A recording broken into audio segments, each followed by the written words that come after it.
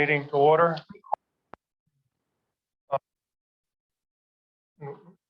I guess we'll start with the proposal that Tara has worked up, which the members have reviewed. All right.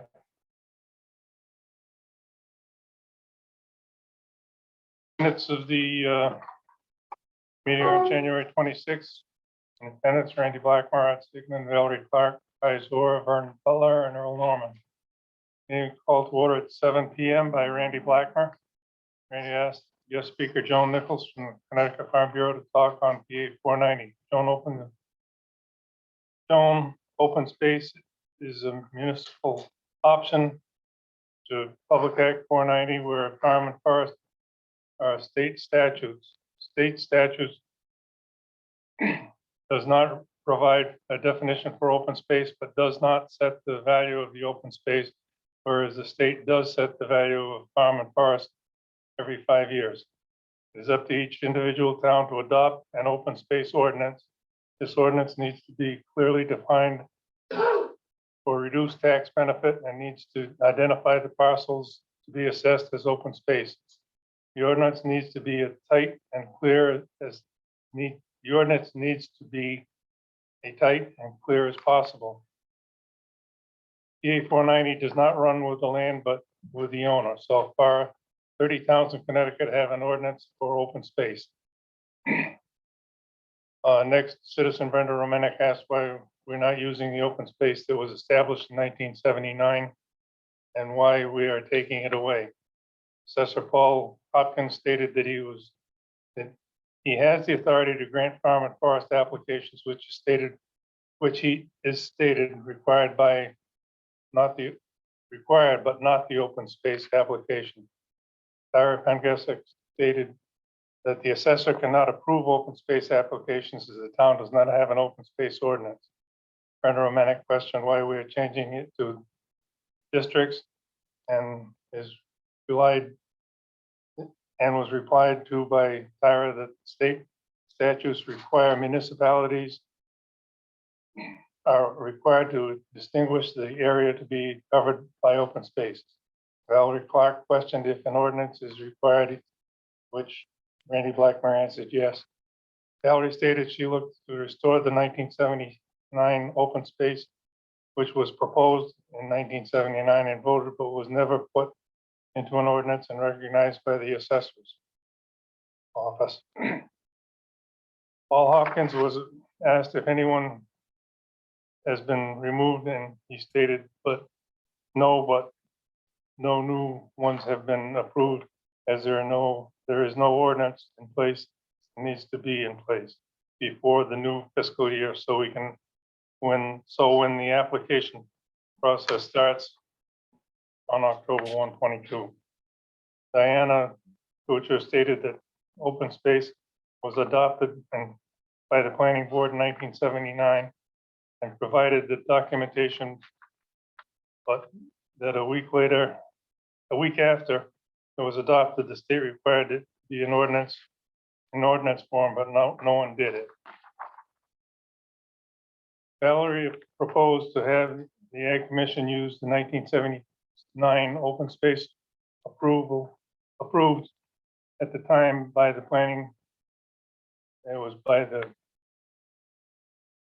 planning board, and bring to the planning board to adopt as an ordinance. In 1979 open space was as in order to prevent forced sale of land, the commission adopts as part of the plan of development for the town statement which declares that those tracts in excess of given acreage and unbuilt on or undeveloped be critical to the preservation of the environment in the town. This action will enable those landowners who are not eligible for either the farm or forest use assessments to be eligible for a lower assessment on their land, which also set the minimum area for open space in the town town of Thompson at 3 acres. Diana asked if her farm land is in a commercial zone.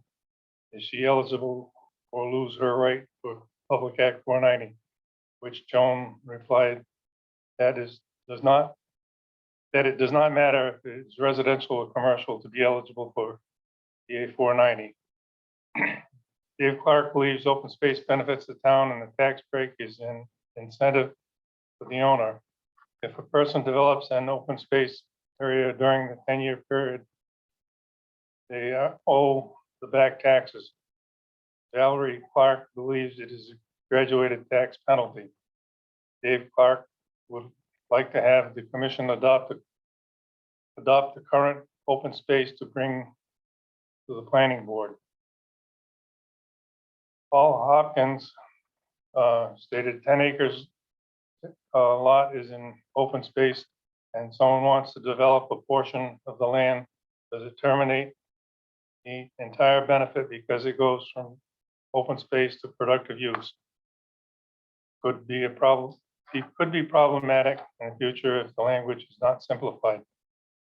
Randy Blackmer, if land is on the open space and is sold to a new owner, the new owner would need to fill out a new application for the open space, to which Paul Hopkins agrees that a new application would need to be filled out. And as long as the land was in open space with prior owner, the new owner would qualify. Dave Clark questioned if the land was in open space since 1979, adoption and the person purchases the land, does the 1979 open space apply? Paul Hopkins replied that the new ordinance would apply. Dave Clark would like to have a grandfather clause added. Valerie Clark responded with, if we use the same language as the 1979 draft, then the grandfather clause is not needed. Randy Blackman questioned what the townspeople would want as minimum acreage for open space. Valerie replied, we should choose the same 3 acres. Kaiser spoke on farmland preservation. Sally proposed that we should grandfather in the people already in the program, and for the sake of continuity, to keep the same language since 1979. Paulin spoke on the timeline for the application process, which is 30 prior and 30 days after the assessment date, which the PA 490 is from September 1 to October 31. Sarah Pengesic then spoke on the procedural timeline with which the commission needs to draft ordinance proposal and present to the planning board for the February 28th meeting. Then if it is accepted and is then sent to the selectmen for approval, which in turn is turned into an ordinance before March and brought to a vote at a town meeting in May. Valerie Clark makes a motion that the Agricultural Commission recommend using the language that was used in 1975 and be classified by the Connecticut state statute preference by 3 acres of undeveloped land. And that we add wording, we allow the landowner and assessor to remove building lots as appropriate, not change the classification of the entire lot. Sigmund seconds the motion. Tyra Pankasic will draft a proposal. Randy Clark brought motion to a vote and approved by all commission members present. Next meeting, February 9th, meeting adjourned at 8:55 p.m. To listen to the full meeting, there's links below, which nobody's going to write fast enough to write those down. If you want it, get your copy of that number, that web Zoom link. That's the minutes. So I have a number of things, corrections to typos, but first I want to say thank you to Artie. This is way more than I think he originally signed up for doing the minutes. So thank you very much for taking corrections that I've written down and made a copy of that are mainly spelling, things like that, punctuation.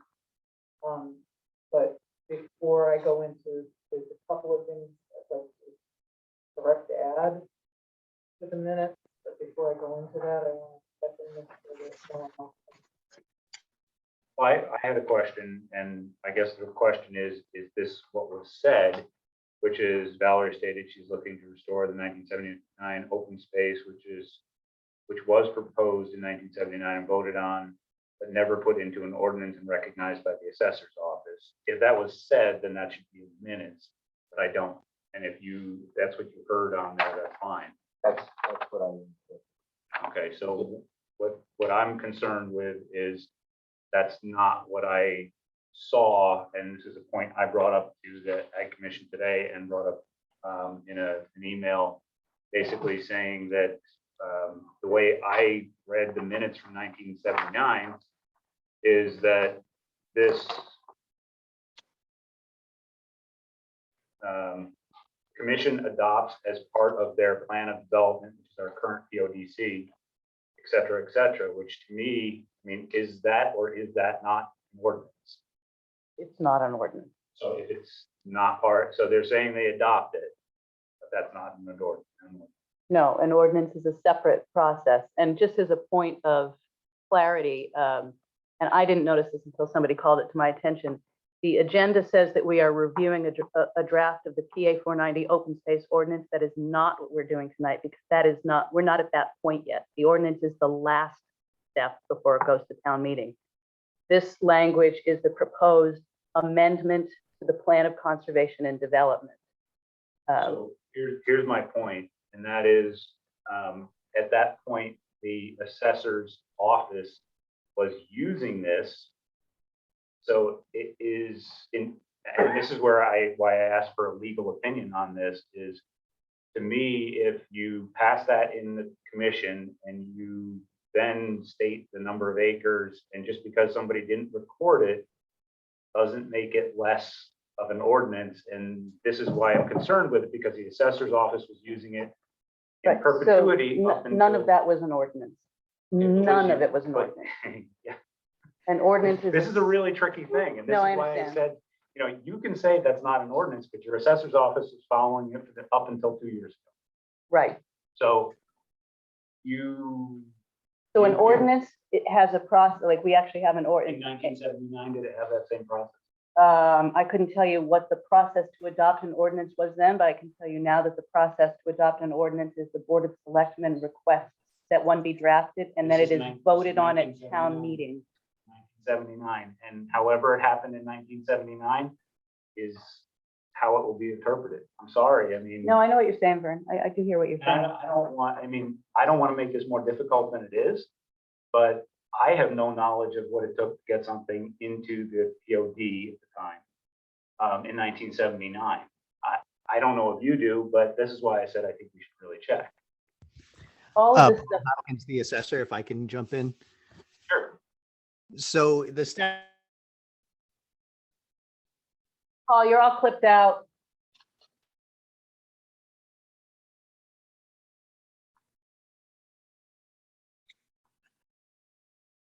Paul, if you're talking, none of us can hear you. Give it a try again in a second. so they had one meeting where the plan, I believe it was either the planning or the zoning commission, I can't remember which.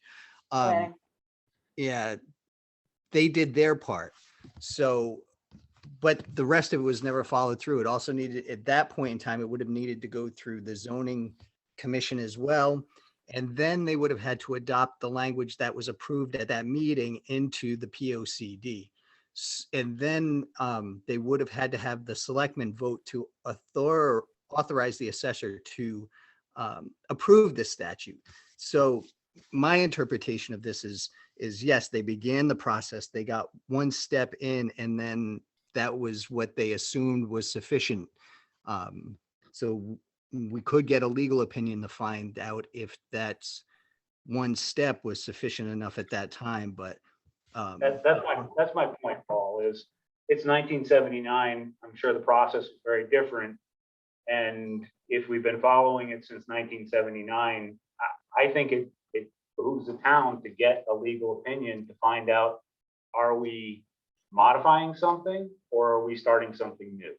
Because this opens up a whole bunch of, this is a can of worms. I mean, you know it, and I know You know, it. I know, and you and I talked about this separately.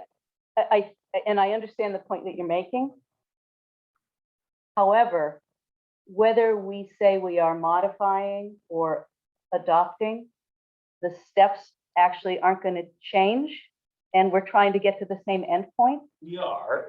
I think the question then becomes, if there's, if we have something in place, that means we're not under this huge time crunch, that we are right now, because we have something. And we can take our time and do this, where we're not doing every 2 weeks to try to get something together that, really, I think requires a little bit of feedback from people. Well, I don't know that there's much that we're gonna do except catch up with where it fell through the cracks before. It wasn't approved on the POCD, as I understand it, so we need to do that, which is part of the regulations. I believe it was part of the regulations in the, In 1979, it was a week after this was done that they requested, that the state requested it to be an ordinance. So this is why I said it really makes sense to get somebody who understands this. Yeah, so of the points that you've made, Vern, I think the one that is most critical is that it is possible that Paul could be authorized to enroll new people while we make the corrective steps. It doesn't change our burden to make the corrective steps, because It does from the standpoint that there's not necessarily an approval process that we're going to do this. We have it. It's that we want to make changes to make it more clear for Paul.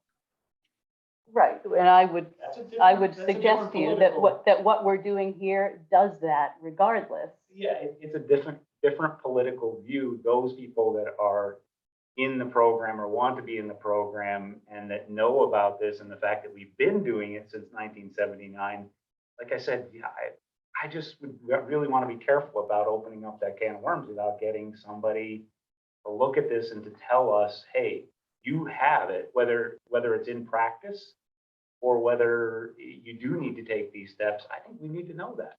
Well, I can certainly shoot this by council at any time. And again, regardless of whether it goes now or when it goes as an ordinance, it all has to be reviewed by council before it gets finalized anyway.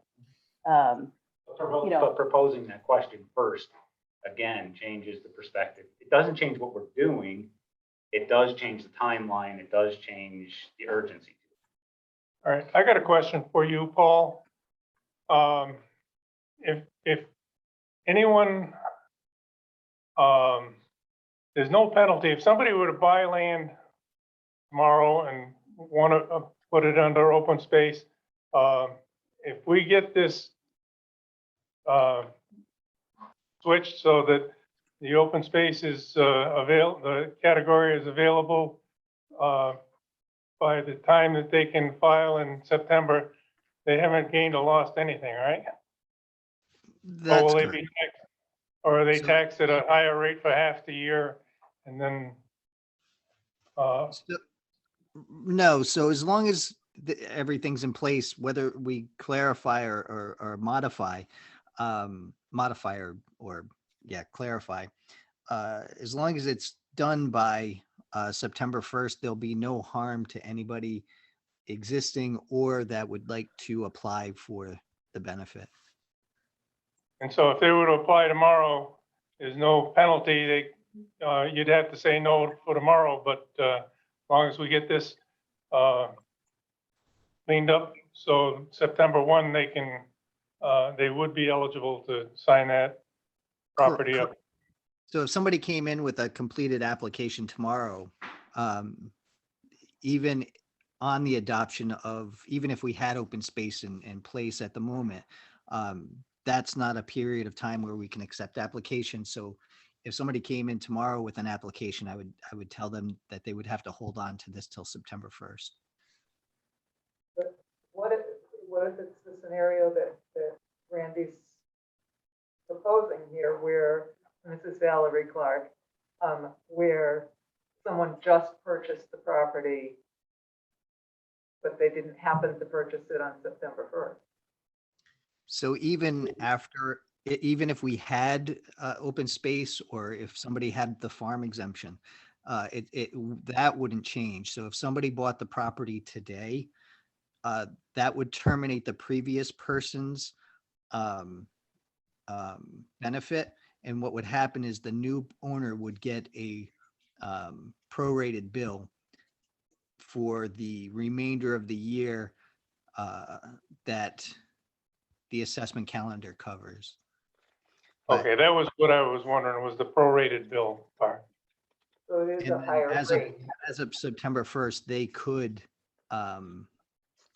as of September 1st, they could reapply under the, Under the open space portion. Yeah, but that's nothing we can do. I mean, I get where you're going with this. I mean, and what you're saying is prorated. That's the state statute. That's not something we control. And I did also want to just add to what you had said, is that if it turns out that in fact, by let's call it common law, we have been operating this long and we could continue starting right now under the open space provision, there are people who have applied that were turned down, that I think we heard from Paul before, that there's a window where he can look back. And But there are were we people past who- that though? Past the window? Yeah.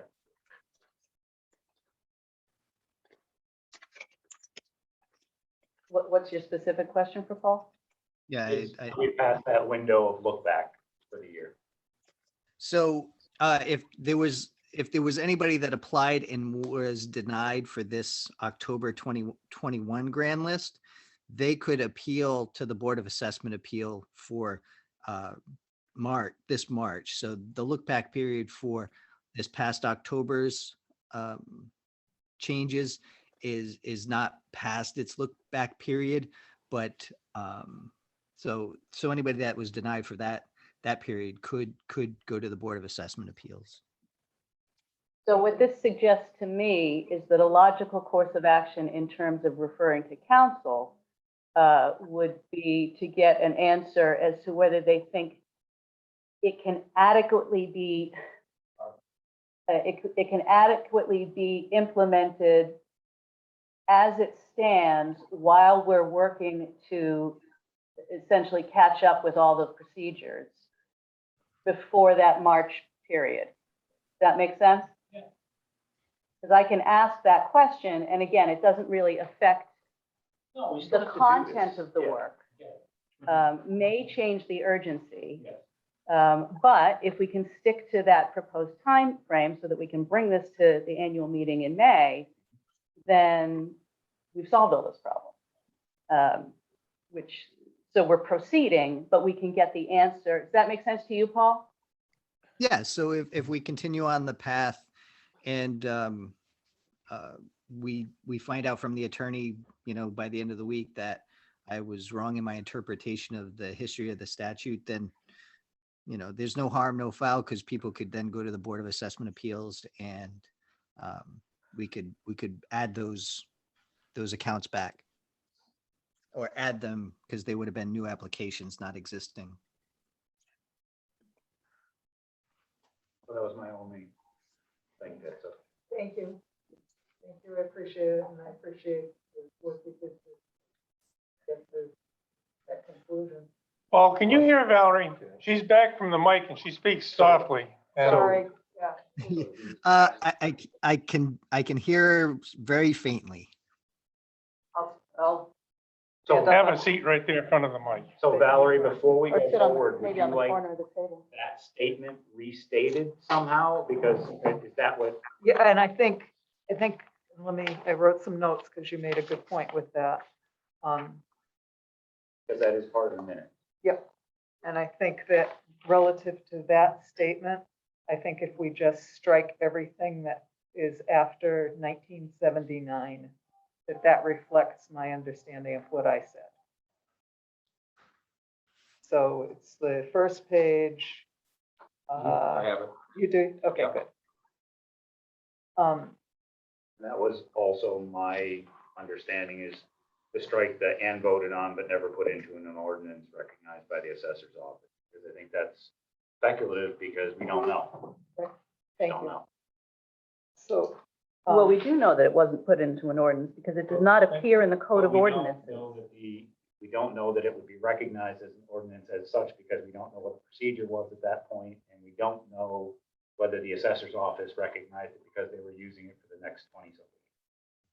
So that's my, Yeah, I know. again, as I said to Artie, the problem with this is these minutes live forever and they're used in future decisions, and we can't be speculative in what we have. And if that's what Valerie said, then that's what we should write. If that's not what Valerie said, then we should not speculate.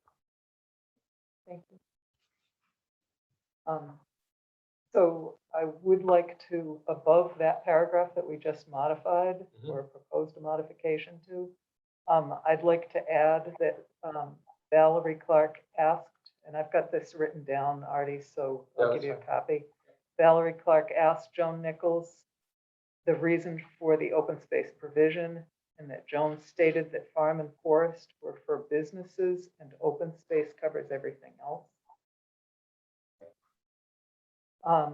I would also, at the last paragraph on the first page, I'd like to add Diana Kuchar's last name and identify her as. Yeah, because it was when I did not know her, and all she said was Diane, and I didn't know her name until when they all said, Randy said it, so I did write that. And There were a lot of folks that spoke that night, so I'm And impressed that you caught any of there it. was a few that never could not hear, and also did not use their name, so unfortunately. And that Diana is the town's previous assessor. I had that written down, but I had taken that out. Yep. And at the end of that paragraph, where it says, ordinance form, but no one did it, I just would like to change did it to seems to have added the ordinance. But Where are you, Right. Valerie? on At the the bottom. last paragraph of the first page, So you're saying that after it was adopted, state required it to be in an ordinance form, but no one proceeded? no, and I have it written down still, Okay. and I'll Go ahead. give it to you. Yep. But no one seems to have added Okay, the ordinance. Yep. Then I'd like to add a new paragraph after that Joan Nichols stated her recommendation was not to change what's been in place because it's too difficult for the assessor to keep track of. you get that written down. Got that written down. Let's see, anything other significant? The only significant thing on page 2, I'd like to, if we could, add Lynn Landry's comments. I don't think we captured them, and maybe that was a case of we couldn't hear it. Yeah, My recollection of the comment was that she said that although it seems that it hasn't been codified, that it should be continued as it was. And when you're here, that's do you know when exactly when that one was?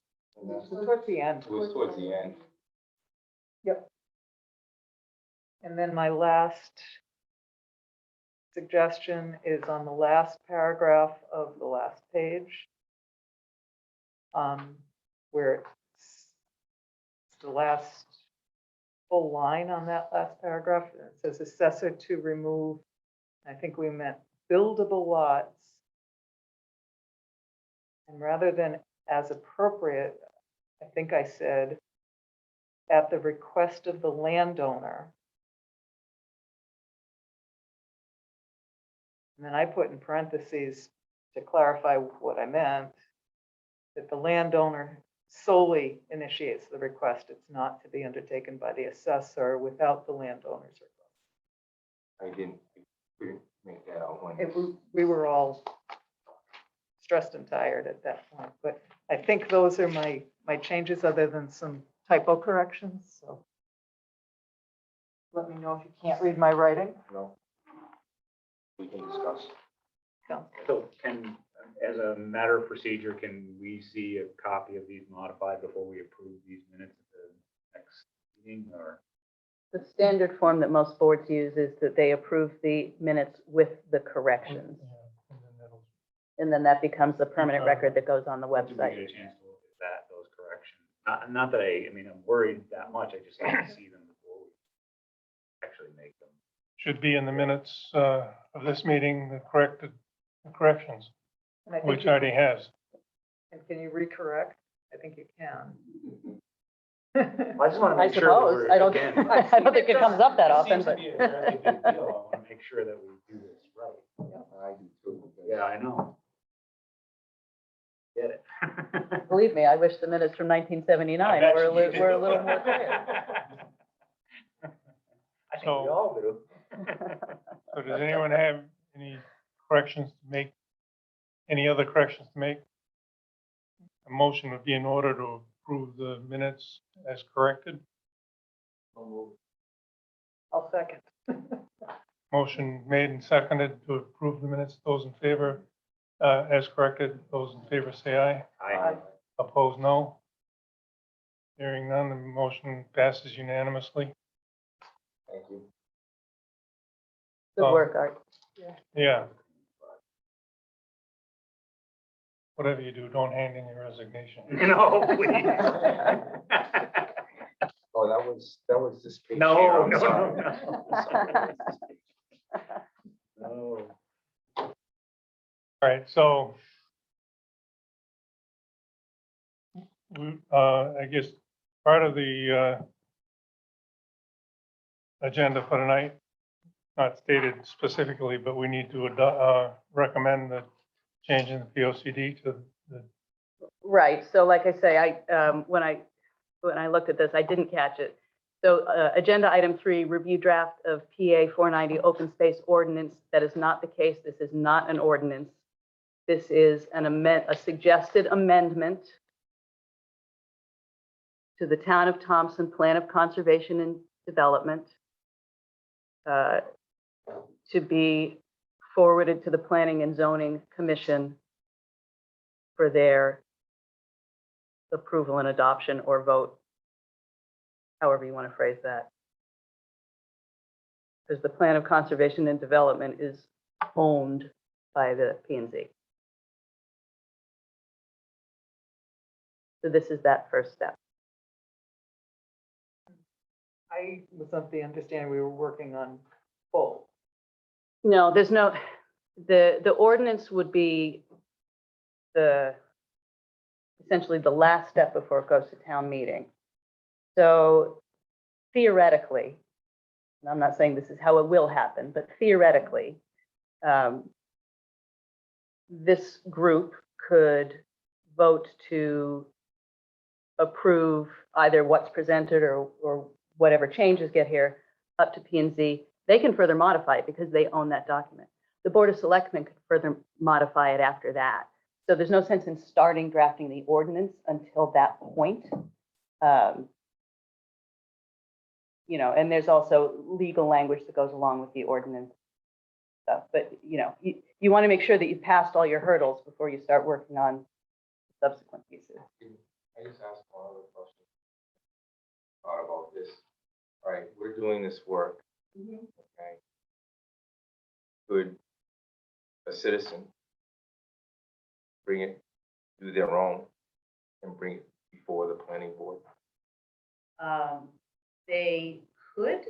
It's not something I would generally recommend. It would be a better idea for the public to submit comments that could be incorporated. But I'm just saying, we're acting on behalf of the citizens, okay, as this commission. We have no power or anything like that. So we're acting on behalf of the citizens. But it doesn't stop any citizen of the town of Thompson from drafting their own proposal and bringing it to the planning board on their own, correct? Like I say, they could, and the Planning and Zoning Commission could choose to look at it or not at their discretion.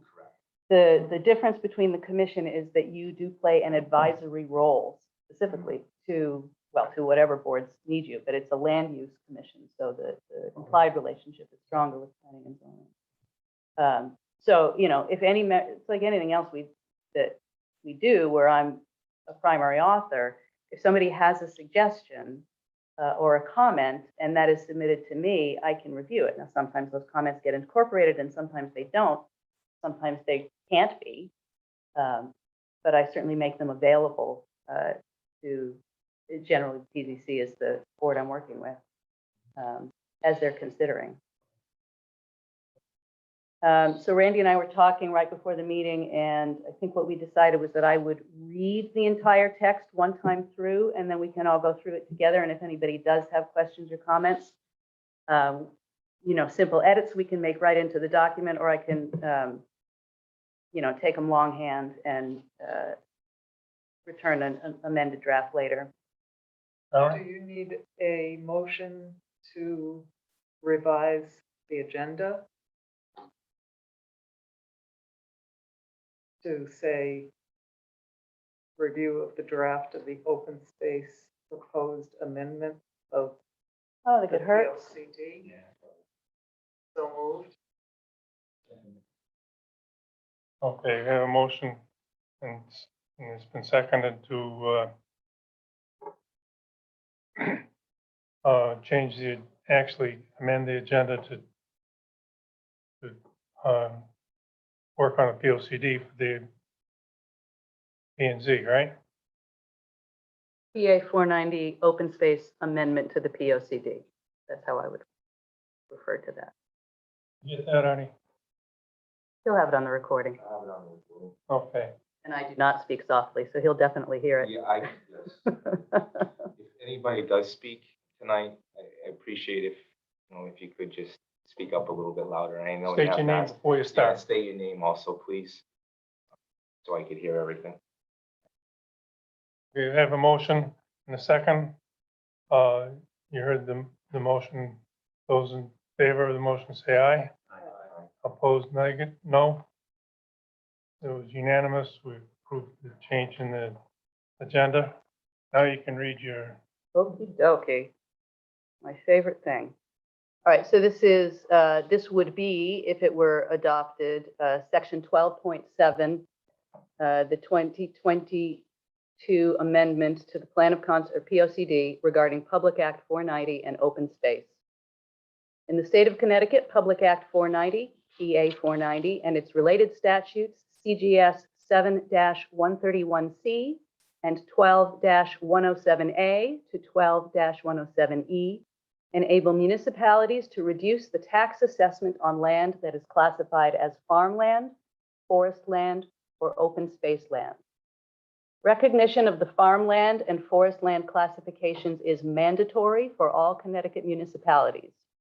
Acceptance of the open space classification of PA 490 is left to the discretion of individual towns and requires the completion of certain actions to formalize participation. Neither the reduced tax assessment nor the classification of open space afforded by PA 490 is permanent. Rather, there is a minimum enrollment period of 10 years during which the designated parcel must remain undeveloped or risk substantial financial penalties. Enrollment runs with the owner, not with the land. Therefore, with each change of ownership, the classification must be sought again by any new owner. The first step in the process to adopt the PA 490 open space classification is for the Planning and Zoning Commission to recommend land within the town for preservation as open space within the town's plan of conservation and development. This amendment to the POCD is intended to fulfill that requirement. In considering the areas of Thompson which may be most appropriate for open space tax assessment, It is necessary to take into account documentation from June of 1979, which supports the town's intention at that time to adopt the open space classification. Meeting minutes from the 18th of June, 1979 meeting of the Thompson Planning Commission show the following. And just as that footnote is, just for clarity, at the time, the Planning Commission and Zoning Commission were separate bodies within the town of Thompson. Discussion of lot size and minimum area for open space when less than 25 acres are involved. In order to prevent forced sale of land, the commission adopts as part of their plan of development for the town, a statement which declares those tracts in excess of a given acreage and unbuilt on or undeveloped to be critical to the preservation of the environment in the town. This action will enable those landowners who are not eligible for either the farm or forest use assessment to be eligible for a lower assessment on their land. Motion made by Bruce Seeger, seconded by Donald Hayes to set the minimum area for open space in the town of Thompson at 3 acres. Motion carried.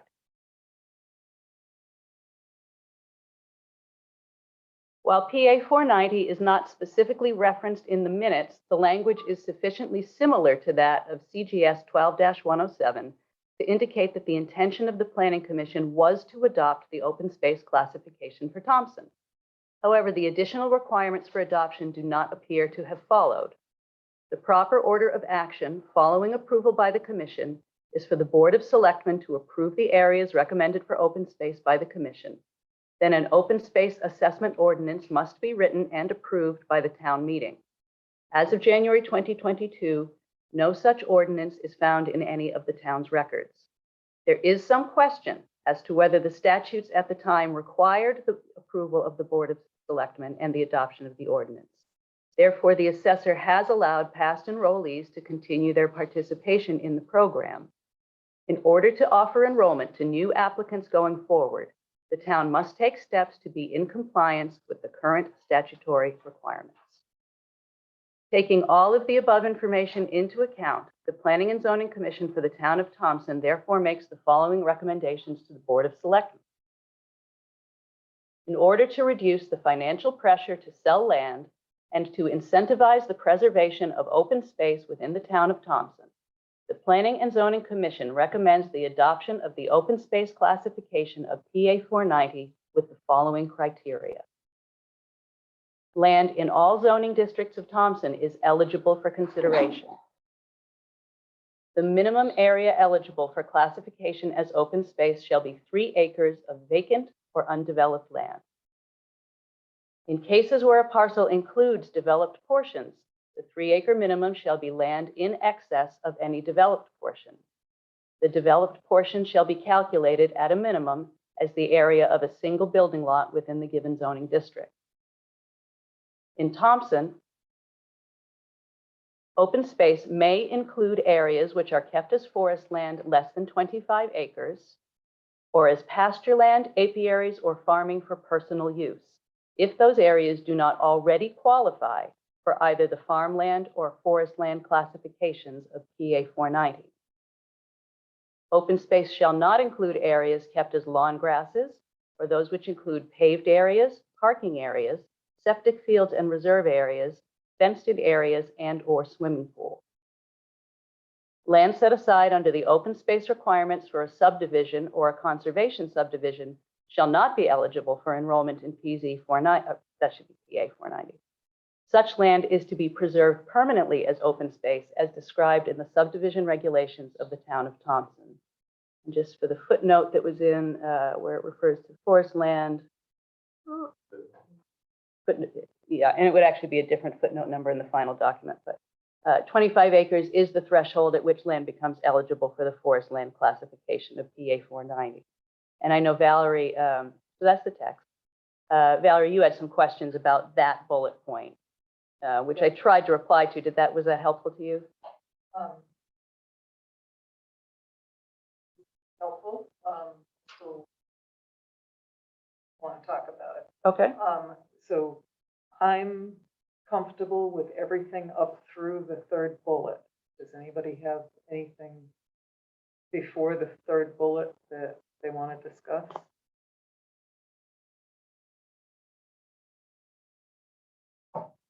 Hearing none, go on. Okay, bullet number 4. Because the farmland and forest land classifications, specifically the forest land classification over 25 acres, because those are designated, as Joan indicated, for business use, those farmland, forest land classifications, I don't think we should restrict the open space to forest land in any amount of acreage other than over 3 acres. Paul, can Okay. you clarify that? Because I'm pretty sure that forest land is whether it's a commercial use or not. It has to be approved to be under the forest land classification. It has to be signed off by a Connecticut Some type certified of state forester. forester, which is expensive. forest. Right. So forest, farm and forest, it doesn't zoning, lot information is not taken into consideration when making that determination. So whether the lot is residential, commercial, mixed use, that doesn't play a part when those two components are being reviewed.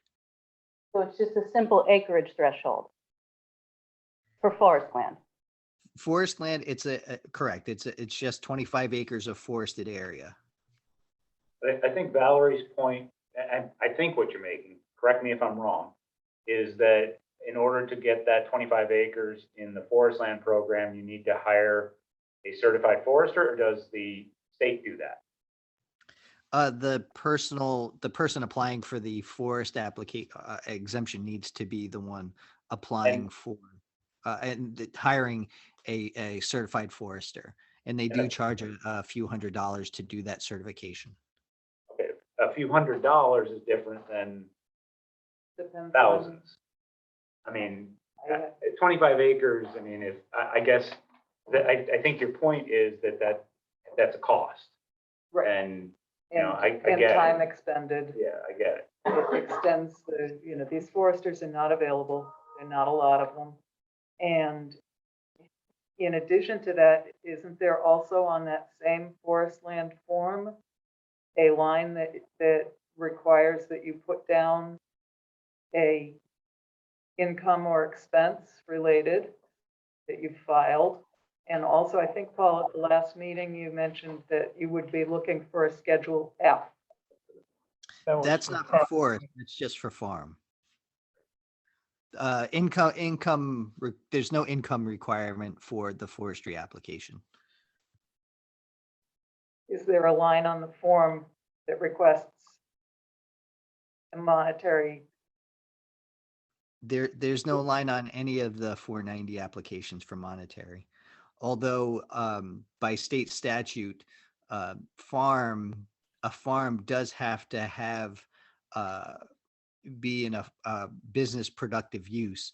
So you do have to file a Schedule F for a farm exemption to show that you are operating as a business and not just a private farm homestead. This is the form, ignore the writing on it, but the form right here, the farmland says total gross income derived. And the forest land form, don't believe is the same, it's the same. I don't believe it's any different other than it says forest land. Do you pull it up there? But I think, I don't actually, I have think one. Joan spoke to this too and said that there's no financial requirement. Even that line there, not a requirement. It's not a requirement, but it's part of what brings the assessor into the picture in considering whether it can be approved. But I think on the forest land, having seen a lot of that, that is not, that number, even if it is on the form, they want that state certified forester, not income. So they're trying to preserve forest land. I mean, I'm not trying to say that we don't need to consider that, because you're right, it does cost money. And it's time consuming. And so. And it's what? Time consuming to get a forester lined up for your 25+ acres. So what you're saying is you would like forest land to be eligible for open space, even if it's in excess of 25 acres. Yeah. And Paul, I have a question about that. Does it automatically fall under forest if it's over 25 acres?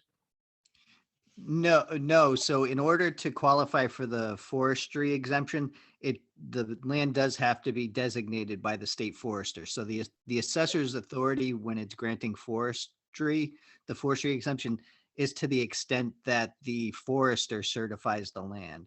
So if the forester doesn't certify an area, then the assessor can't place that area into the 490 forest program. We can only grant it on the areas designated by the forester. But if somebody had 30 acres of forest and wanted it in open space, is there anything stopping them from doing that? Other than the ordinance? There is not. The one aspect of this that will come into play is value of land.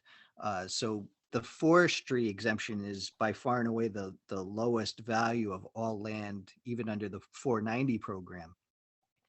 So by putting it in 490 forest, the homeowner, although there is a smaller upfront cost, over the length of their ownership of the property will save the equivalent of that by putting it into the forestry application or forestry exemption. So financially, it makes more sense for them to go, but you'd like to see the option for them to be able to do it. And honestly, what's the downside of that? The town is going to collect a higher, if they don't want to do that, the town is going to collect a higher tax on that land. It makes sense for them to do it but if they don't want to and they want to pay the higher tax, why would we stop them? Yeah, and there's some logic to that argument. Paul, how do you feel about that? I, as an assessor, I prefer that the forestry exemptions done simply for the fact that then the rules are very, very strict when it comes to the forestry exemption. The homeowner, the assessor basically can't make their own determination. It is designated to them by the forester. So it's much clearer for an assessor when a forestry application is submitted than a farm or farm or open space application. So simply for the ease of administration on this, I do prefer that forest applications are granted prior to open space. And if for some reason a forester did not choose to certify a woodlot parcel for some reason as meeting whatever their qualifications were, then that parcel would still be eligible for the open space. Correct. And again, as an assessor, that's just my preference. Right. Except it would have to be under this wording, draft wording, it would have to be less than 25 acres. No, he's saying that it has to be more than 25 acres to get the forest land designation. And he's saying interpreting what he just said, if it's more than 25 acres, does not meet a forester's approval, you can still put the 25 plus acres in as open space, but the tax rate on open space is higher than the tax rate on forest land, because the forest land, you've spent the money to get it approved by a forester and it's being taken care of. So just to be clear, what I was trying to do with that bullet point was to scoop up those properties that were exactly the gray area properties that we've been talking about. Personal use farming, right? That is specifically a no-no under the farmland exemption. But we're saying if you are doing agriculture for personal use, we will let you call that open space. Forest land, which is less than 25 acres, does not qualify for the forest land exemption. But we're saying if you have forest land that's less than 25 acres, you can enroll it in open space. That's what I was trying to get at with that. Now, obviously, that wasn't particularly clear, so I can try to rework that to make it more clear. Not exactly sure how I would, but I can try. I think it's more clear if you take out the 25 Yeah. acres. I mean, you're trying to get, I know what you're trying to do, but the way it's written, if a lawyer reads this, they're going to say, if you have 30 acres, Okay, so let me read that just without that, and I think I see what you're saying, and I think I actually agree now.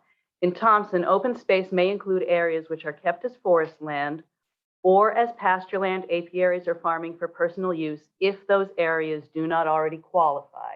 Yeah, okay, yeah, I see what you're saying. And I know what you're trying to do. Yeah, yeah, You yeah. were trying to make it so that they would qualify. That answer your question, Valerie?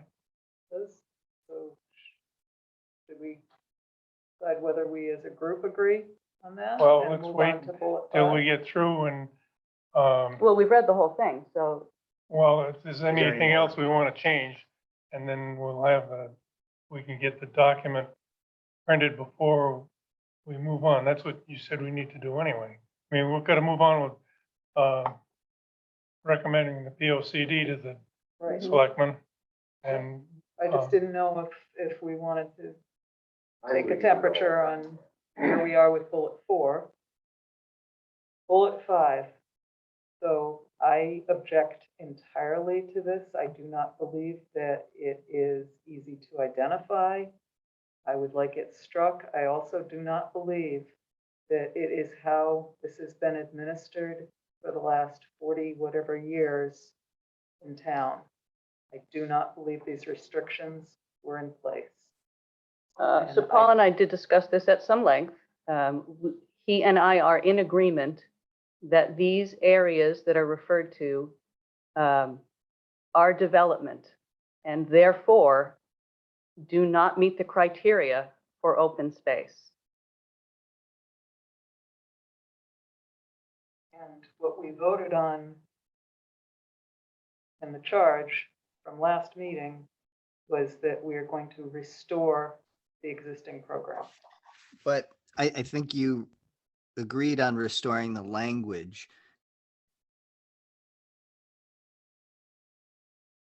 And we agreed to clarify the wording so that of the recommendation for the POCD, so that the way it has been administered Is in the past designating is clear. what- No, Sorry. the way it's been administered in the past is clear. But the language that was Doesn't matter written whether- at that meeting was not clear. It just says simply undeveloped land. So this clarifies those items that are considered undeveloped or considered developed, excuse me. And my point was that since that wording in 1979, the program has been administered in a consistent way, and that these qualifications were not included in that administration, and that we are looking to restore and clarify how it was administered.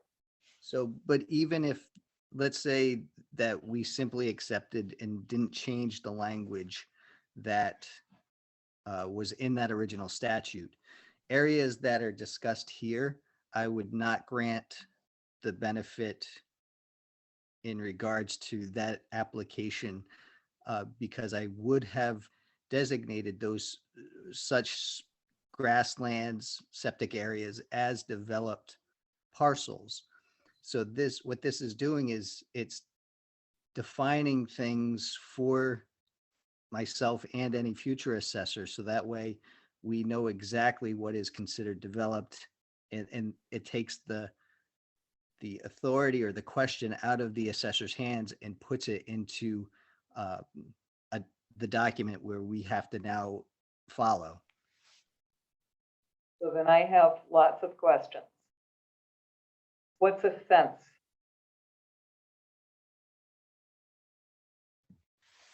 A fence is any man-made structure that closes off a parcel. Is a stone wall a fence? I would think you'd consider the Stonewall Offense. Actually, Paul and I talked about that, and if it's a historic New England stone wall, we would consider that a part of the landscape at this point.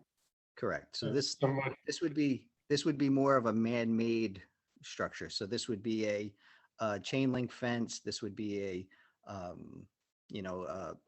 they went out and bought cedar or pressure treated lumber and fenced it off.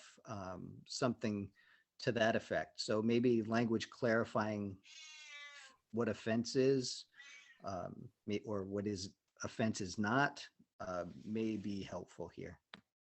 I would say that that would come in more in the ordinance than here, because that's where you're actually getting to a more regulatory structure.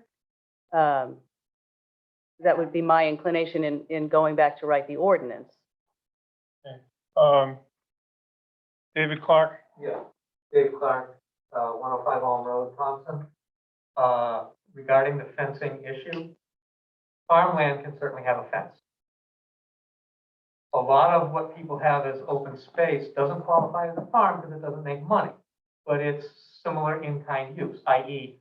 a person has some horses, a person has some llamas, alpacas, something like this. They would have pastures that they would want to fence in. It should still qualify as open space. Actually, I'm glad you brought that up, Dave, because I forgot to bring it up. Lynn and I talked about this earlier this afternoon, and she made a similar point. And what I had suggested at that time is, although I wouldn't normally lead with the prohibition over the inclusion, I thought that it might make it clearer if I flipped those two bullet points. But then in the what is currently bullet point 4, if it became bullet point 5, and let's read it in this order. Open space shall not include areas kept as long grasses or those which include paved areas, parking areas, septic fields and reserve areas, fenced in areas, and or swimming pool. In Thompson, open space may include areas which are kept as forest land or as pasture land, apiaries, or farming for personal use. And I could then add farming for personal areas being farmed for personal use may include fencing, because I think that is a valid point. And I think that gets it closer to the intention. We're trying to scoop up the uses that are protected in some ways, but not others, without degrading the purpose of the open space provision. Does that make sense?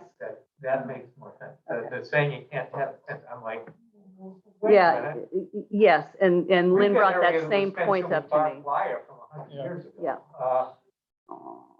and So I on the appreciate what flip you're saying. If you're talking about a chain link fence around the swimming pool or whatever, That's it's a different story. than Fencing in your Yep. llama. Yeah.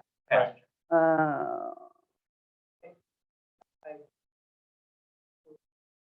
Continue to say that I think the fenced part needs to be removed because I think fencing is hard to define. I think if a historic stone wall has been rebuilt, you're proposing that that no longer qualifies. I think this is difficult to identify for the property owner. And I'm be interested in how the assessor would identify where fences are. So Paul, assessor, if my thinking on this one is more along the lines, let's say, because the statute's clear that open space is supposed to be for the betterment of the community. So let's say somebody has a 3-acre lot and they put up an 8-foot high pressure treated fence that most people would consider, if you do that around your property, it's kind of invasive. So my thinking on this is we want to not allow that type of development on a parcel, because that really doesn't fall to what the statute is really intending open space to do. And I agree wholeheartedly that, stone walls, original stone walls, even older wood fencing, those types of things shouldn't really invalidate an application, but something that's really built to be more invasive, a large fence, chain link fence, those types of things we need to really kind of administer. It feels more to me as though you're administering aesthetics and not open space. Sarah? Thank you. Sarah White, 308 East Thompson Road. If the person has 3, 5, 10 acres and they want to keep deer out, then that can be a pretty high fence. If you want to put up a fence to keep the deer out, that's fine, but what Paul was referring to is if you want to put up a solid fence to privatize your swimming pool, that's a No, different. actually, I'm gonna differ with you on this. She's Yeah, me too. correct. She is correct. That deer fence would take it out of open space consideration. Because part of the purpose of open space is to create things like wildlife corridors and He's the wildlife. and to So not, there, now you- not through the- disturb the integrity of the natural landscape. That's why these areas are developed. A swimming pool is fairly obvious, right? A paved area is fairly obvious. I agree there is some ambiguity in fenced in, but this is not this is not going to be the final governing word, right? This would go into the POCD. It's essentially the guidance language. The final governing word ends up being the ordinance, which will be based on this. It will have definitions of terms. What is undeveloped? What is a fence? That is the bigger writing project. This is the first step. It's giving the shape to where we're going. But you are absolutely right that a deer fence around your property means you are no longer keeping open space. You may have a portion of that open space that you've left in meadow or whatever, but you have taken it out of the purpose that it was set up for, which I was to disagree. preserve the landscape. And that leads to the next point. If you put up metal horse fence, which has a much tighter grid than sheep fence, and then you also have a board across the top, you have that, 3, 5, 8, 10 acres. Then we lost a measure of private property use, and it becomes a matter of a government entity telling us how we can fence for our livestock. Well, we've just addressed that in the prior comment, right? When we said we were going to flip those 2 bullet points. And then as essentially the exceptions to the prohibitions, and I'll read what I drafted out here because I think it's more complete now. So I'll read both bullet points again Is in this the, up on the screen? well, this is what's up on the screen, except my handwritten notes are here. So I will make edits in here if this is what we agree to. Okay, so flipping current bullet points 4 and 5. So leading with what is currently 5.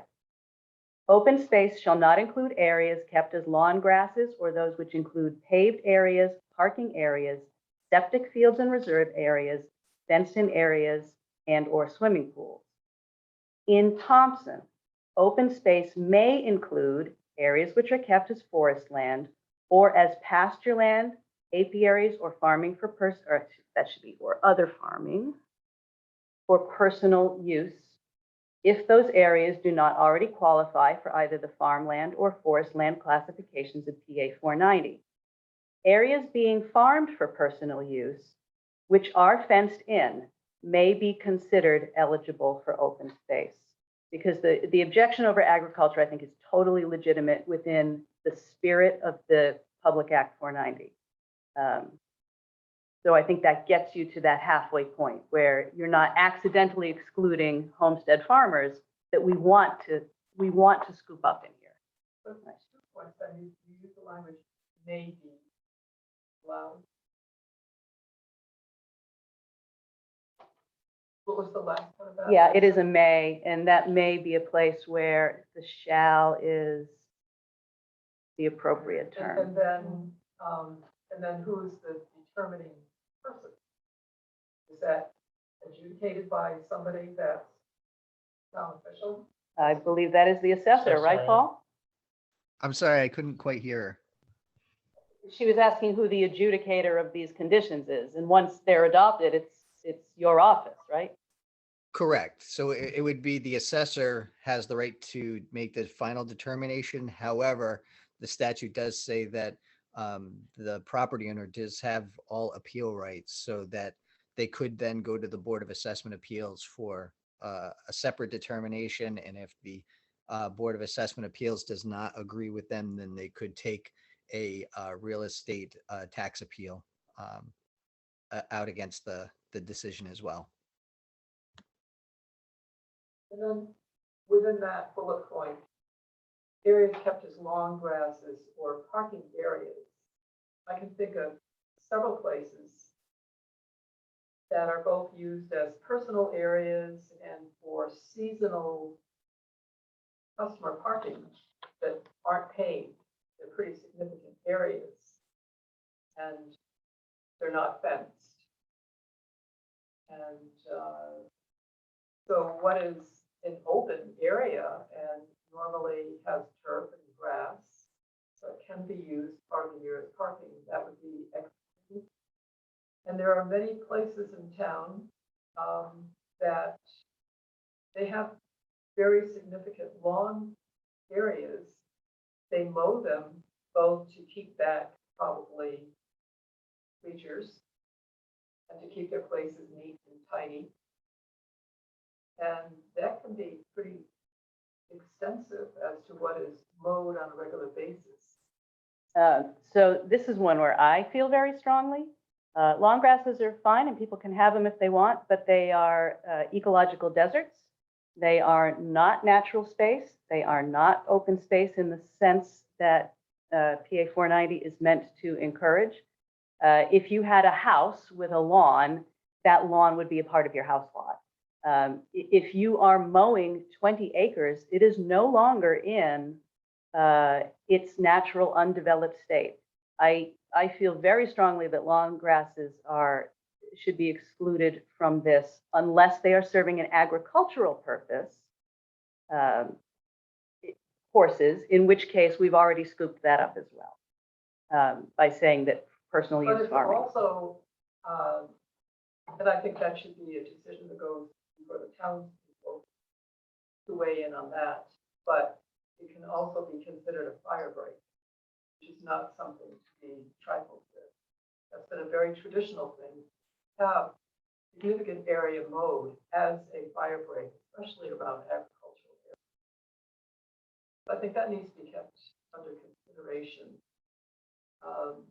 I'm seeing a mission creep here that lends itself to this Thompson being treated as a suburban area as opposed to an agricultural town where people have their deeded private property that they pay taxes on for decades and they make the decisions.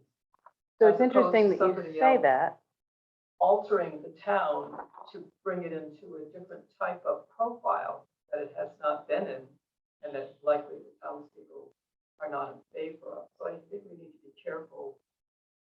So it's interesting that you say that, Sally, because all of those items that are identified here as prohibition, or let's say that we're going to modify a couple of them. I think parking areas does have some merit as being too broad. Those are all earmarks of suburbanization. Lawn grasses, fences, paved areas, swimming pools. That is suburban sprawl in a nutshell. If you have, right, me too, right, me too. So by way of example, and I'll use my own property just because I know how it's constituted. Mine wouldn't qualify on size. Let's say it was the size that it needed to be. I have a 2-acre property. I have a house lot with a parking area and a little bit of lawn around my house. We stop mowing and it turns to meadow grass. And beyond that, it's woodlot, and then it abuts a neighbor's 14 acres. So let's assume for a minute that I own those 14 acres, right? I would never assume that we've specifically excluded the house lot anyway. I would never assume that the house lot would count. I would never assume that the parking areas would count. And if we're mowing it, it means we are developing it. Is it a low impact kind of development? Yes, it is. It's mowing a plant. But we are taking that. If we didn't mow it, it would be part of that meadow. And that would be the kind of open space which doesn't fit into that forest land category, doesn't fit into the farming category, but has actual value, particularly meadow, actually. That's one of our most threatened mini ecosystems, is natural turf and natural lawn grasses. As soon as you start mowing, you take that away. So since PA 490 states that it wants to help preserve the character of the landscape, not the community, but the landscape or the, you know, the natural environment, these things that we're suggesting are not eligible are very much in keeping with the spirit. And I will grant you that parking areas may be too broad, because you're right. I don't think there's any, and Paul, you can say if you disagree, but I think we would be in agreement on this. If you happen to have a natural turf field and you are parking cars in it a couple times a year for a big family party or whatever, nobody's going to hold that against you. I was thinking more of not asphalt parking areas, like if you were to take it down to dirt, or if you were to take it and gravel it. So maybe that can be better described. Yeah, I would agree. Cut. A natural grassy, a natural meadow area that people are using for parking does not change that it's a natural meadow area that just happens to be at that moment used for parking. I think the parking area more or less is something that's been cleared, maybe gravel was put down and is specifically designed for that single purpose. This is Kais. Maybe instead of, hi guys. Hi, sorry, can I interject? And I agree with you, Tira, on on that. But if you're doing open space on a open field, a hay field or a cornfield, can you not mow that anymore? Well, if you're keeping it in hay or corn, that qualifies under the farmland. Okay. Okay, yeah, good point. Okay, sorry, blonde moment. Thank you. Thoroughly. Just a minute. Diana? No, it does not. I'm sorry, it does not qualify. As my property has always been under open space, not farm, yet I have 10 acres. And that was a choice that actually, not only myself, but other people made. If you came in and applied for farmland classification, and 3 years later you stop farming, you're not going to get a penalty. So instead of doing that, not only myself, but many other people historically came in and applied for open space. This way, if I stopped mowing my field, I wasn't going to get a penalty. And now, you know, I mean, yeah, my property is a hay field, and yet that's mowed. And my question, I guess, is historically speaking, your lawn, your driveway, your septic, your well, all of that is part of your house lot. Correct. You got a pool, you got a fenced-in area, that's part of your house lot. You're being assessed for that at a good premium. Anything above and beyond was always the requirement. So say you had, I don't know, whatever, half an acre was required, you've got 4.5 acres. You want your other 4 acres under open space. As long as, I don't understand, who's gonna go out and survey them? You know, hire a surveyor to say, oh, well, you really got 1/4 of an acre more or 2 acres more than you should. I mean, I guess that's my big question is, it's always been your lot's taken out. And your lot usually contains all those improvements that you're talking about. Right, So so. that would be in the that's 3 just acres that you clarifying. can't, your house lot would be determined by the minimum lot size in the area you're in.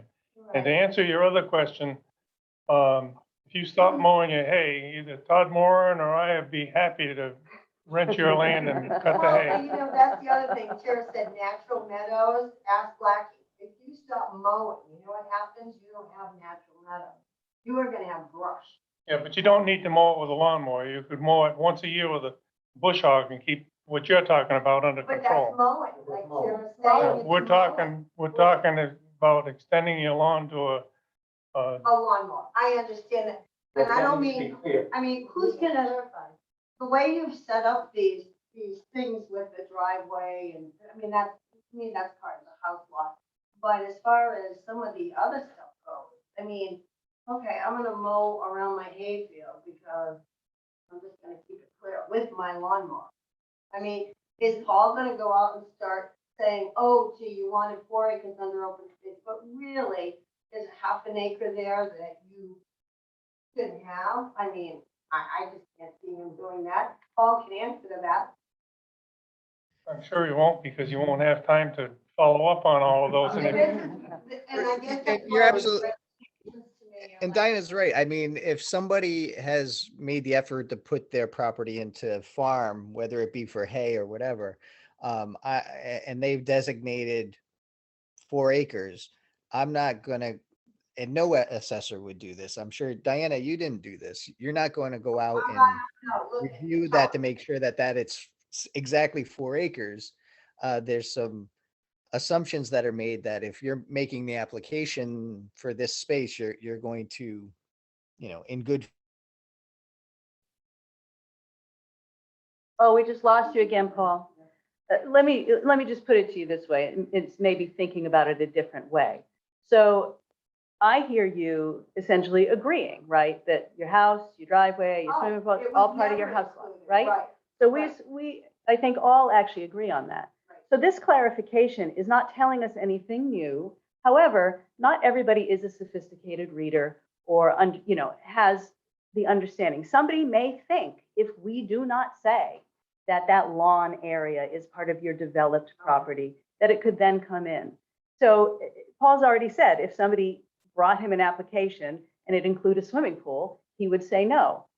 But there might be people who don't get that, right? There might be people who think they could call their clay tennis court open space because it's recreational. So these things are clarifying what common sense should already tell you.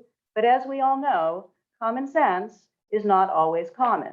Which was actually the intent, and the wording undeveloped to me means always meant no driveway, no house, no septic, no none of that. So if you're just saying you're just unclarified, undeveloped, then hey, that's sorry. Okay, You know what I mean? Valerie, your husband's next, so Well, I'll arm wrestle him over that one. I'd like to see that. We have the camera running. I can stop screen sharing and You've been looking to raise funds for the town, maybe you could I'm sell always tickets. looking for fundraising. No. Say, Going bad. That's not. All right. notes. It's on the recording. yeah. No, I said you were first, but your husband follows you, so don't. Oh, I thought he was first, sorry. Okay, so I have 2 things. One is based on this entire discussion, it feels like all we need to say, rather than this bullet, is the whole piece that we added in the minutes of removing, not considering a building, the building lot when there is a building lot established on the property. Because all of these things are most likely to Gonna be in that fall lot. in that space. And for the exceptions that fall outside of it, which God forbid that I actually couldn't afford a tractor and I mowed with a lawnmower the field that I wanted to keep as a meadow. But in addition to that, what I wanted to say as a second point is that the intent of PA 490 is to preserve the character of the town, yes, but it's also, and the reason it was so important to the people that put it in place, PA 490, because it reduces the expense to the town by encouraging people to keep their property, and the word is open. That's all. Okay, David? Yeah, I just want to kind of continue clarifying on the mowing. That's when I raised my hand on the mowing issue. Because we have some hay fields, and in the entire time that I've known Valerie, which is about 3 years now, the various farmers have hay those fields, but for whatever reason, sometimes that mower goes a little bit narrower each year, and then all of a sudden there's a section where they stopped mowing, or we were between farmers for a couple, and some of those have gone beyond meadow now and are becoming brush and small woodlands. We don't want that. We want to reclaim it back to meadow at least. But to keep a meadow, you've got to mow it, and sometimes, I've got one, if I don't mow it 3 times a year, those roses are taking over. They're vicious critters. And I've got to mow that field at least 3 times. a You don't year. mow it 3 times with a lawnmower, you No, I'm mow mowing it with a bush hog because I once or happen to twice. yeah. Own a brush hog. But if I didn't own a brush hog, I'd mow it with a riding mower. I used to mow it with a DR field mower. Yeah. And that's all I could afford when we first started doing it. And we're trying to get it back to meadow because we love meadows. Meadows attract birds and certain wildlife and deer and all kinds of things that are affected by meadows. But if you don't keep it as a meadow, and those damn multiflora roses will and the kudzu to the north, they're bittersweet, will take over everything in no time. You gotta mow They that. certainly work in from the edges, I'll grant you that, but. Yeah. So let me, they're more than let me once a try year. this out on you. And we'll just deal with the exceptions to the prohibitions. How about this? In Thompson, open space may include areas which are kept as forest land or as pasture land, apiaries, or other farming for personal use if those areas do not already qualify for either the farmland or forest land classifications of PA 490. Areas being farmed for personal use, which are fenced in, shall be considered eligible for open space, as shall managed meadows.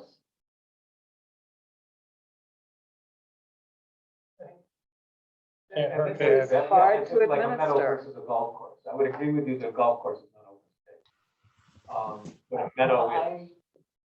A little arm wrestle. So- Can I interject one thing? This is Paul. Go ahead, Paul. So there's been 490 has been generally a very We just lost you again.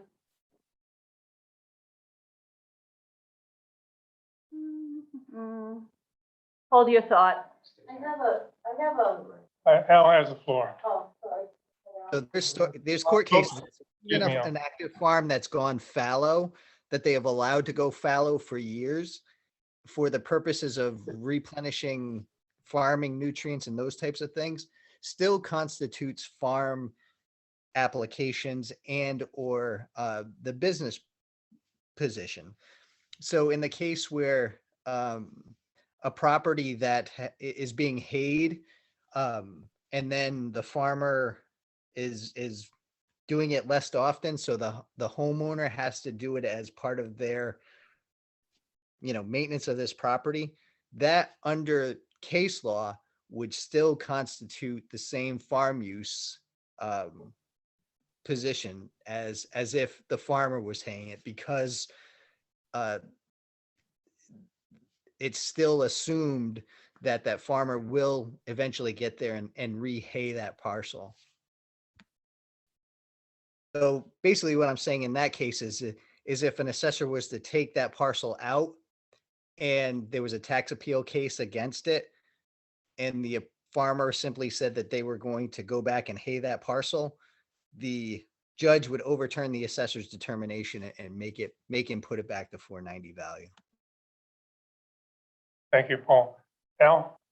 Al Landry, 33 Randolph. I'm on the fifth bullet point.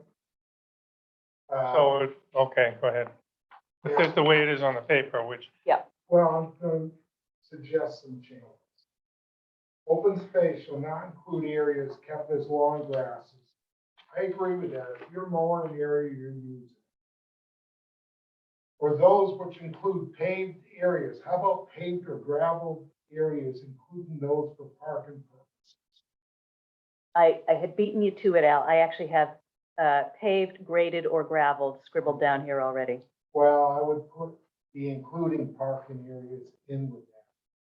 If it's just grass and they're using it once or twice a a year, year, right. that would take care of that. Septic systems and reserve areas, of course, and swimming pools, and I don't like fenced in areas. Taken right out.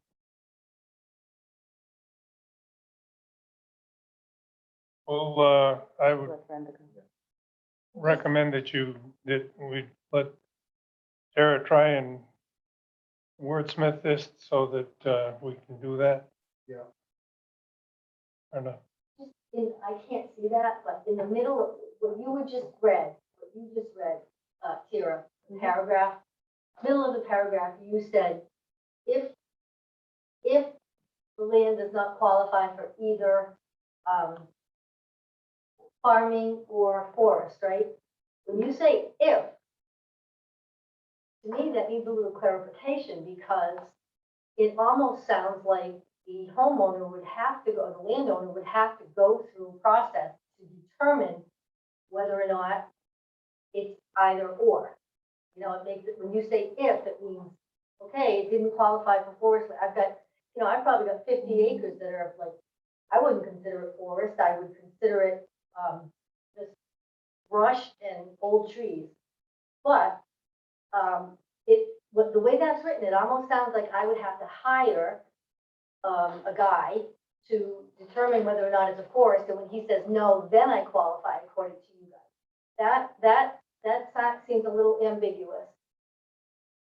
Yeah, and Valerie made similar points, and it is possible I can make that clearer. I don't have what that additional clarity would be right now. I have to look at this. Landowners should be able to decide, when I used to my dad filled it out, my mother filled it out, when I filled it out, you would put what category you thought your land was in. I never chose forest because I don't think it's a forest. It's ledge and it's swampland and it's water and it's, it's just, to me, it's not a farm or a forest, but who knows? Maybe if some guy came out and qualified it as a forest, and I paid him to do that, like I do with the dam, thanks to the Army Corps of Engineers. All right, but why should I have to even think about that? Like, I'm applying for open space, I'm willing to pay the higher open space tax, rather than farmland or the agricultural exemption. I think the word if is ambiguous. Yeah, and like I said, Valerie made similar points, and I don't have the fix yet. The point that I'm trying to make there is if you have these types of land and they don't qualify, but you still want to be able to enroll them in a PA490 program, in this case, open space, yes, you can do it because it doesn't qualify The way there. you just said that. Yeah. If you have this land and they don't. We've got it on the qualify- recording. If you have this land and We it went through that doesn't 2 qualify meetings for ago. this or this, if it doesn't qualify for this or this, then, like back to English 101, if then but. You know what I'm saying? Yeah, I can definitely tinker with that based I on think if you it's sufficiently unclear that I'm getting the same comment back from more than one person, then there is something in the language that needs to be refined in order to get it to the intent. And I can do that. Any lawyer would take that statement and tell you what I. Can I just make said. a suggestion just off that?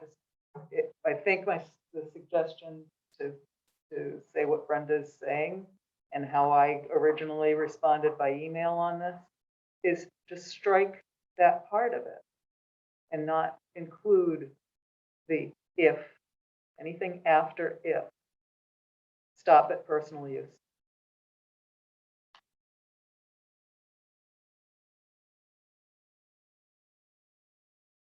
I You think I following that, need to Paul? include a reference to those two types of properties in here, but I do think I can do it while making it clearer to that intent. Because I want to show to people who have these types of land, right, that don't meet that other threshold, that they can be part of it specifically, right? Because if I have, let's go back to my neighbor. My neighbor has 14 acres of woodlot, which let's assume for the purposes of this discussion that it would qualify as forest land. 14 acres is not enough. It's saying if you have 14 acres, we're still considering you, right? You don't qualify for this, but we've got you here. That's not the way the word. we've is. already- No, we Okay. agree that is not sufficiently You made clear, the so point, I'll but go back and try work on it. Wordsmith that. Mr. Warner? I think we- Bill Warner, 243 Wall Davis Road. Just like to say that one way to word that is in Thompson, landowners may choose to put in their property under either forestry, farmland, or open space. On And its own it's up to bullet. the landowner to decide which one he wants. Yep, thank you. Yeah, on it, and have it be its own bullet. Yeah. I like that. That addresses that. Except it isn't always the landowner's choice. The landowner does not have a choice to enroll a personal use farm in the farmland exception. Well, how about if you say the landowner can choose to apply for this? I mean, in other words, that's saying you don't, there's no Where these if, and, or programs are but. available. This is available and you can apply for this. So that stuff's all in the lead-in, in the first Yeah, page. but I still think you which need to sets up clarify the that sentence public and act. Take that out. Yeah, I'm gonna work on that. It is I'm gonna work on that We'll bullet try point, and for sure. wordsmith Can that. I- Ready? On that bullet point, all right, I know where it says if those areas, what if we took that, all right, and put, when those areas do not already qualify for either the farmland or forest land classifications of PA 490, and then come in with the point of, in the town of Thompson, open space may include. No, I So, think that still says, and- I think that's still saying that you have to qualify for A or B before you can get to C. That's when you say when. It's the way the sentence is written. It might need to be 2 sentences, it might need to be 3. Yeah, All right. and I can tell you, I'm not gonna get to that tonight, because I need to spend some real time sitting down with it. So what I would suggest is this. Well, I can help you with that if you want. No, that's okay. What I would suggest is this. I will take this feedback if the commission, well, we can't even really vote on it. I will take this feedback and reword particularly these couple of bullet points with some of these additional clarifications. I can publish it for public comment between now and when it gets to P and Z. And that meeting is the 28th, Monday, the 28th. And then, you know, when this is presented to the Planning and Zoning Commission, they're going to discuss it again. And they can also make suggestions at that time, right? But it will be an amended draft from this. And like anything else, if you've got comments on it, please email them to me, because I keep a little e-folder with all the comments I receive for everything. Where will we find it published? I will, Once you publish it? I will publish it on the Agriculture Commission web page of the Town of Thompson website, and I will cross-publish it on my department's page, which is the Planning and Development page. I think that's the 2 most logical places to stick it. You know, with my email address there. And, you know, again, it's not a promise that everybody's suggestions or comments get in. It's a promise that they are always considered. And we, you know, it's got to reflect reality. It's got to reflect what is a reasonable balance between expectations. And again, remember, it's got to pass 3 bodies, Planning and Zoning, Board of Selectmen, and the town meeting. So, you know, I You've guess gotta I don't- keep an eye I on don't that. understand what you're trying to say. It's obvious that the sentence is ambiguous, and you're nobody's pretty much disagreeing saying, with All that, right. you're Brenda. pretty much saying that we have to understand that things have to make sense, and you're agreeing that we're gonna have to take our ideas into consideration, but doesn't necessarily mean they'll go in. I think that is like saying, we're gonna do what we want anyway. I mean, All right, we'll do No, what we Brenda, want that's then, if not what that's it's the way saying. you want to feel Okay. about it. Listen, Sarah? no, No, you can't just pass people off by saying that you're gonna think about it. We're trying to come up We with said we were some going to wording take here. another advisement and try and wordsmith it. Now, That's not good enough. that's good enough for tonight. Sarah? And actually, I'm probably going to capture what Brenda is expressing here, that Terry has expressed that it has to pass 3 bodies. But the representation here of the Agricultural Commission are people that own substantial land. And many of the people in the room have land and have a vested interest. And the most important body is the legislative body of the town. And the legislative body of the town are the people, taxpayers of the town. And it is, they set the expectation. And then it is the people that we have elected who are to execute them for us. And ironically, with the words that are up on the screen there, shall not include fenced-in areas. The sense I think that some of the people are feeling in the room is that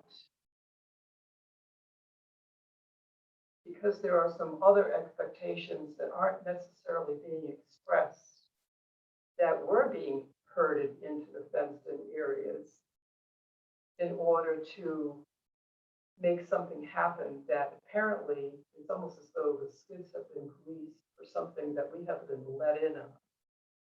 And The only kind of lubrication that we are trying to achieve here is lubricating the path to get this passed. And you are correct that the people of Thompson are going to have a vote on this. As it turns out, in this process, they are the last ones to vote, which means this document, or whatever series of documents, this amendment, the eventual ordinance, has to be approved by them first. So when I take the comments that we receive and I compile them, and I do my best to incorporate as many of them as are reasonable within what is expressed here, what is legal, and what is going to achieve the goals of the PA 490 program. That is what I mean when we say we consider it all. Some people are going to make suggestions that we cannot incorporate. Making it clear is not an unreasonable suggestion. And nobody's saying that it is. And when I go back When this does get with voted on this- in the public, the wording is incredibly important because people aren't going to pick the sentence apart like I just did. right. They really won't. So the town of Thompson pays me, among other things, to make sure that these documents will be correctly written in the end. So I am going to take the feedback from tonight, the original draft is proposed, strengthen it where we have identified that is weak, incorporate as many ideas that have been advanced here as is possible, and I am going to present another draft for public comment before it goes to the Planning and Zoning Commission. And at that time, the Planning and Zoning Commission will discuss it again. That's how it Remember works. the 927 meeting, Carol, when like 600 people asked you? All to right, vote that, them well, down that's a the different president? subject now. We're not Excuse gonna, me, I am Mr. speaking. No, you're not. You're done. Mr. Warner. I was, George O'Neill, 122 Fabian Road. Listening to the deliberations of your commission, there's a common thread, which I think is important to bring out. And there's a sort of a presumptive component. And as was identified by some people, it's the people in a town, and not just our town, but all towns, they give up rights to the corporate entity, right? So that we can be governed. We have to give up rights. It goes from all levels of our constitution all the way through the state. And there's sort of a presumption that we give up rights to be governed. But at the same time, those rights we don't give up are ours. And when I listen to the document, the negotiation on the terms and conditions, and you look at contract theory, or there's a social contract between the city and the town and the people, right? A social contract going on. And we look at what took place in 79, 40 some odd years ago. There should be a presumption that maybe perhaps it was suggested by Mr. Butler and others that we should keep what we have. There should not be a stop from continuing what you have until you can sort it out and the people vote on it, right? So it was suggested by Mr. Desik. But at the same time, there's a theme where and something that shouldn't be overlooked, in my opinion, that what the people have used in the past should be preserved. When we write these documents, it appears that the commission is trying to reverse that. It says, rather the burden of proof should be on the people to prove that they meet the qualifications, as opposed to the town proving they don't. And that's the flip here. People have those rights. They've been using it for 50, whatever, 40, 50 years. And to use it as field, hay field, however you want to break it out, that should be presumed. You have that right. That's yours. That speaks to a number of the points Valerie pointed out and others that say, look, we've done it this way for years. Now you're turning it around saying, well, look, you have to prove to us that it meets the requirement. And I would suggest the commission consider rephrasing the tone of the proposed documents, because as Tara points out, you want them to pass. You don't want a room of people shouting it down and not making it pass, because that won't achieve any goals. So from a benefit of the presumption and the theory, the theme that should run through this is that you, the people, have the right to define what your land is. You're saying it's pasture, unless we prove it otherwise. So the burden of proof is on the regulators, because we gave you that right. So that's a concept I want to just reinforce and just offer that as a thought, because I see these technical things, and if you want to look at contract law and things like that, sure, and I'm not any attorney, but the presumption is against those that make the rules. The ambiguity in a contract or something is against the maker. But here we are, the people, and there's 9,000 some odd people. There's 4,000 plus property owners on 47 miles and all whatever air space we have here. Let's presume that people can do what they do. Have the regulators proved otherwise. And that's the theme I see listening to all this. That's the theme. We've been doing this way for years. Why do you want to change it? We're going to argue about a fence. There was a time they had fence viewers in towns like this, maybe 1700, and the fences, most of them were stone. So, there's a lot of history that goes with it, but presume that the people can have these rights. Don't give it up. Those are my comments, just to help get us there. And just a short answer. I don't feel that I feel that we're trying to do what you're saying, and you're presuming that we're trying to do what you're saying. Actually, Cliff Blackmere, we agree. I think I'm just trying to get us there, because we're all trying to achieve. I think everyone here is trying to do the best they can. Okay, get it. But how do you get there? And hey, it's not easy. It's not pretty. And you're working. I mean, everyone's a volunteer and stuff, except for a few staff. And you're right. But at the same time, I listened to the tone. I said, well, let's assume the people, I'm going to find my form, it's open space, okay, or it's farmland. Okay, fine. Prove that it's not. Just switch it around. If we have that tone, we can get there. And that reinforces what you have to. It's not, I'm not opposing. I'm just suggesting maybe when you take that as a presumption, we start out with that assumption, the whole thing reads differently. Thank you. Mr. Warner? Bill Warner, Roll Davis Road. On the fourth bullet point, I think we should leave it at in Thompson, open space may include areas which are kept as forest land or as pasture land, aviaries, or farming for personal use. Just put a period there and end the bullet point right there. And then just get rid of bullet point number 5 completely, because we cover that up ahead where we say only undeveloped land or vacant land eligible for open space. So if it's a paved parking lot or a swimming pool or your septic field and reserved area, that's developed land. That's already taken out. And that's, I believe, is where we were going. Yeah, but I'm just saying, if we just shorten 4 and stop it right after for personal use, and then get rid of 5 completely, I think everybody here would be a little bit happy. Thank you. All right. Any of the Ag Commission have any any other comments? I just reminded Tara that she was looking at the shall versus may. Yeah, I've got that note here. Thank you, Valerie. All right, so do we need to make the recommendation on the OCD to the zoning board, or is that, Yeah, I was trying to think that through, what makes sense as a motion. And I suggest, I know I don't want to do it, but We're going to one more meeting. So it would have to be between now and the 28th, and the rub on that might be that I just might not be able to be a part of it, so let me go get my book. Because I have meetings Laura, every available night for the next 10 weeks.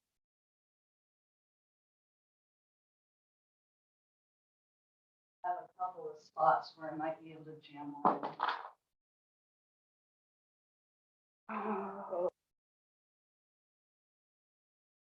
Night. Ray? Well, I'm just wondering, like Mr. Butler said Ray earlier, Williams. that, maybe we don't have to rush this. Why does this have to go through on the 28th meeting? Well, that is a question that I'm going to pose to council tomorrow. In fact, let me make that note so I don't forget that. Later. Trying to get everything fit in so that we can have this ordinance ready so that it can be at the town meeting, which would be in May, or it's Sometime in May. I don't know long if it's in been May. scheduled yet. And we're trying to get this, to rectify the situation that's been unrectified for 40 years and came to our attention. Yeah, I know the question you're asking, right? So the answer is, I'm going to ask that question of council, but we need to be prepared in case the answer is no. So if the answer is no, we've got to be doing the process anyway. So we have to assume that we are going to need to hit these benchmarks. And if he comes back and the answer is yes, then we can coast. Or, maybe not coast in that not doing it, but not worried about the, yeah. So we don't have to squeeze in meeting after meeting. Right.